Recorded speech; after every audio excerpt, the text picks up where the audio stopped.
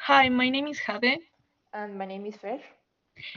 and in this video, we will show you how to interface a 4x4 keypad with the STM32F411RE board using direct register access without using HAL or external libraries.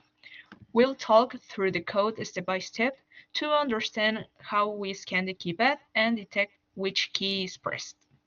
So before we start explaining the code, we're gonna address some basic concepts about the 4x4 keypad.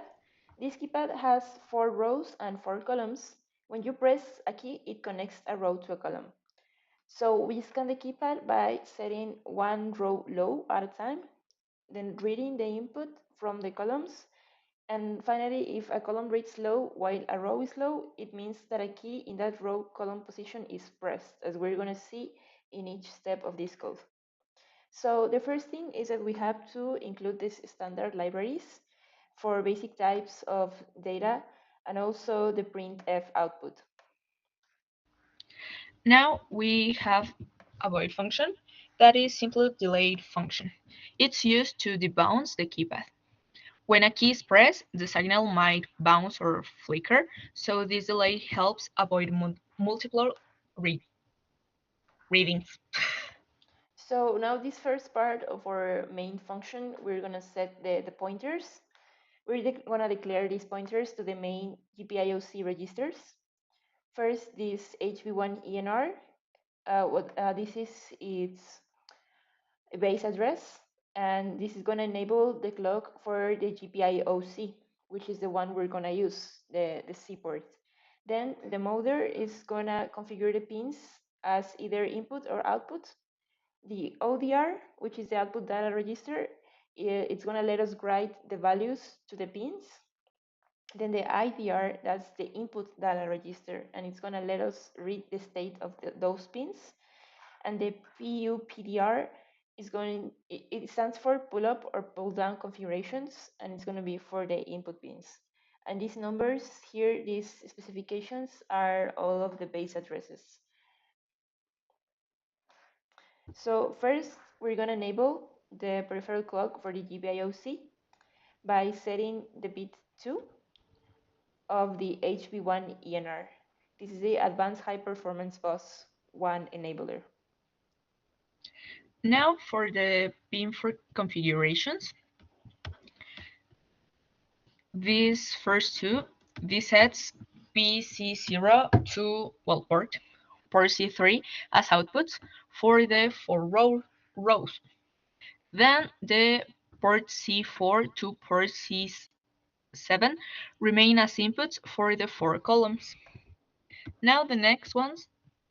This enables pull-up resistors for port C4 to port C7 input columns, so they are high by default and go low when a key is pressed.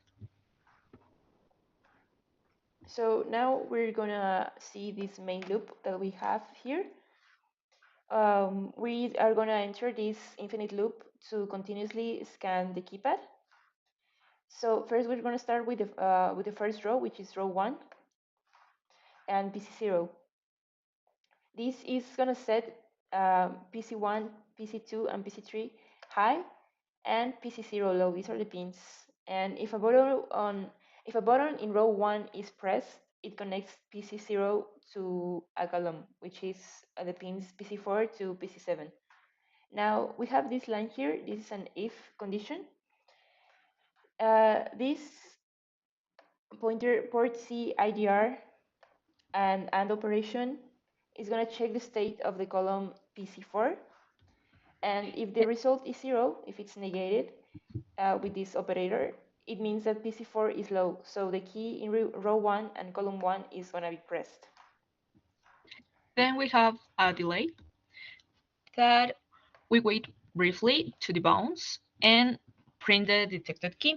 This process is repeated for row 2, port C1, detects keys 5 until 8, then row 3 with the port C2 that detects keys 9 and the way to 12.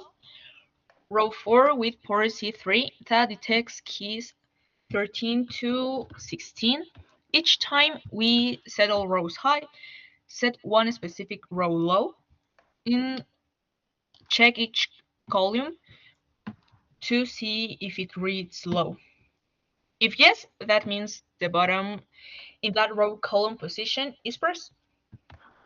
So now we're gonna see in this video is how this connection functions. We connected the keypad to the STM32 board via some jumpers, connecting the rows as we said to the pins PC0 to PC3 and the columns from PC4 to PC7.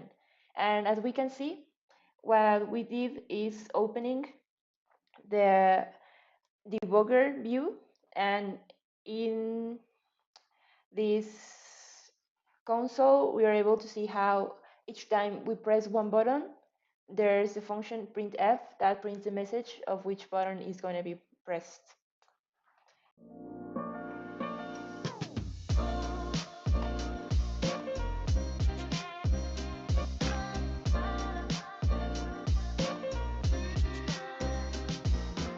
So that's it. Thank you for watching.